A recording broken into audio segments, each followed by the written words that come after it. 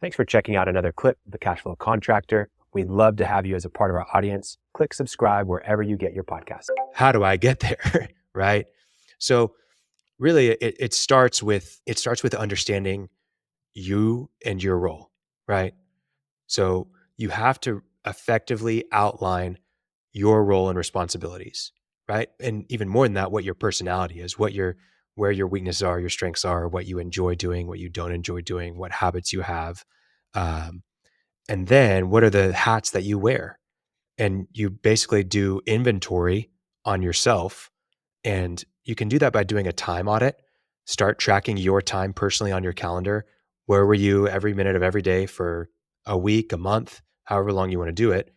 And then that's essentially your roadmap for what you need to start thinking about delegating and creating for your owner's assistant, right? That's where you usually start. But most owners are aware enough of like, these are the things that I hate doing that I have on my plate right now. Now, here's what takes up most of my time. It could be that, I spend so much time doing estimates, right? Where if someone could not do the estimates for me, but tee me up essentially for the estimates, where all of the legwork of gathering all the information I need to do the estimate is just right in front of me, where I click a link and then it's there. I could do my estimates in 15 minutes rather than 45 minutes, right? So you can figure out what those things are over time, just by doing a time audit and just doing some inventory on yourself. And that should build the roadmap for what you need your owner's assistant doing. One thing, just an observation, and I'm not sure that it would hold up under deep scrutiny, but most of the OAs and VAs and EAs that I've come in contact with, All the A's. all the A's, the ones, most of them, not all of them, tend to be overseas, and they tend to be really diligent because they really want that job. Now, it's a great point. It's probably not valid. It's a stereotype, but it's all relative is what it is. Maybe they aren't the most diligent in the world or whatever, but are they more diligent than the equivalent in the US? And that's something that you run into. If you're going to find a really good assistant in the US, one, most likely they're already taken. But if they're not taken, two, you either have to be paying them a lot, or you got to understand that this is a stepping stone for them. This isn't the long term, right? Because if you're a really good assistant in the US, people hold on to you and they know how much you're worth and they pay you. The best assistants that I know, like I know one here that lives in Norman, Oklahoma, well over six figures to be the executive assistant for who they're the executive assistant for. But I'm telling you, like, that person could run the company. You're worth it. Yeah. Yeah. They're that good. Yeah. And that's right. It probably is. It just is somebody, it's just been my experience with all of them are called VAs with the people I'm thinking of. They really want that job. And like you Well, said, and I'll tell you why. So I said $1,500 a month for a good OA. The equivalent job in their home country, depending on where they're at. I mean, if you're in Southeast Asia, it's much, much less. If you're in Latin America, it's a little bit more. But like, I've got family in Morocco and they're dying for jobs that make $150 a month. Like that's like, finally I got employed. Right. And then 400 bucks a month, like I need to keep this job. So then you start introducing numbers like $1,500 a month and they're like, that's not real. Right. And I'm remote. Like I get to work from home. Yeah. Like that doesn't exist. Oh, it's for an American company and I get paid in US dollars. This is like a dream come true. So yeah, they want to keep that job. Now it's not like that in every country, but I know in Latin America, a standard like monthly salary, if you were going to average it out across Latin America, $800-900 for an assistant in Latin America.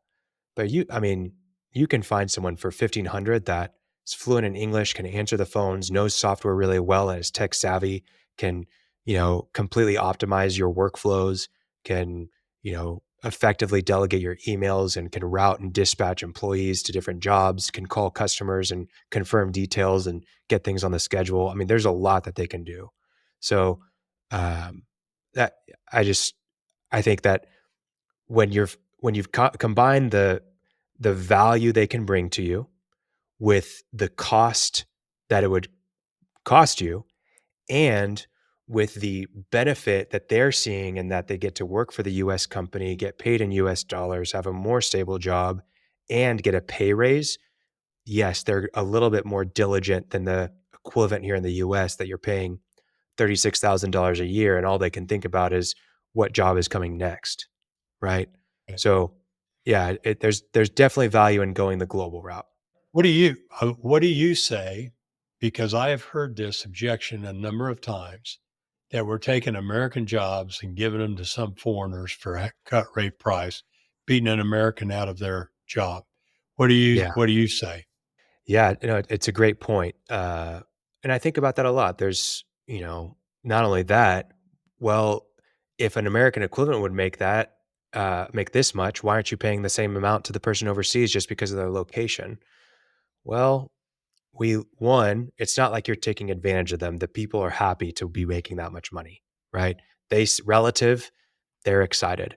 But then relative in the US, if you can't find someone that's willing, capable, and eager in the US, I have no problem with going overseas, right? It's just like it's the same reason why a lot of the people that pick fruit in the US and do construction in the US and all the other things aren't from the United States, right? It's no different. We're outsourcing those jobs, but we're bringing those people in. It's the same reason why people that work on cruise ships are not from the US because no one wants to do that from the US, but it's an opportunity for someone else, right? So that would be my response. Yeah. And I think it's valid. You're equalizing prices around the world. What arbitrage is taking advantage of different prices Yeah, at different locations at the same time. And that's how you bring up the world standard of living as well. I know yeah, people will object, so you're bringing ours down. I said, well, right now the problem is you can't hire people. It's not, you know, although I yeah. hear all kinds of, give me a living wage and all that. So anyway, we Well, don't need to get into it's all of that the right now. market determines the market determines the wage, right? And Yeah. I think Not, when people are not coming, if, not if you're making a political point. sure.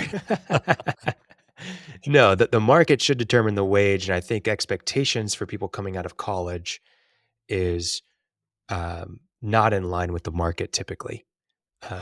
I interviewed someone a couple years ago for a job that we had just, we needed to hire, and we just lost a person about 50, 60K a year. And their expectation was that they'd be making six figures. And that's just not in line with what our company had, but also what the market had, because we found someone, right? But Yeah.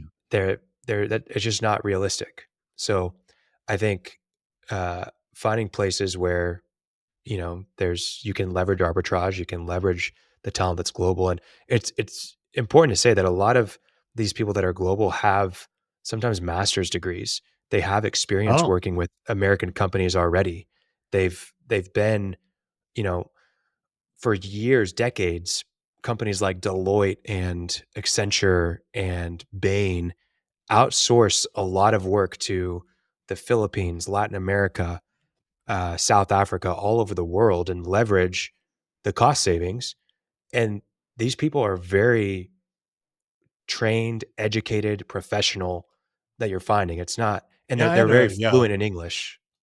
foreign, a former client who had about 150 employees in Pakistan, but he had available radiologists to read x-rays, cardiologists also, architects, civil engineers, mechanical engineers. Now, if you get a stamp from a civil engineer in Pakistan, it's not going to do for your permit here, but it tells you whether or not you can build a building or put in the beam or knock out the wall. Um, and so, anyway, you were getting some really, really, really talented people with PhDs and MDs. And for a fraction of the price, Yeah. reading And x-rays. the reality is just in a lot of these countries that you pull from, the economies are different and they have highly skilled labor, but they don't have enough opportunity. And they Yep. have to look overseas to find the right opportunities. And so you're going to find some really talented individuals. But you know, that's just one of the options to you. You can find talented individuals in your hometown where you are right now if you want someone local. It does not have to be global. That's just an opportunity. And I think it makes the reality of an owner's assistant more capable for a lot of the construction business owners out there who don't want to just increase their overhead by $4,000 or $5,000 to find someone who's maybe not as excited as someone Right. who's making $1,500 a month overseas. Thanks for checking out a clip from the Cashflow Contractor. We have full episodes where we go deep on topics that help you grow a construction business that runs without you so you can have less stress, more time, more money.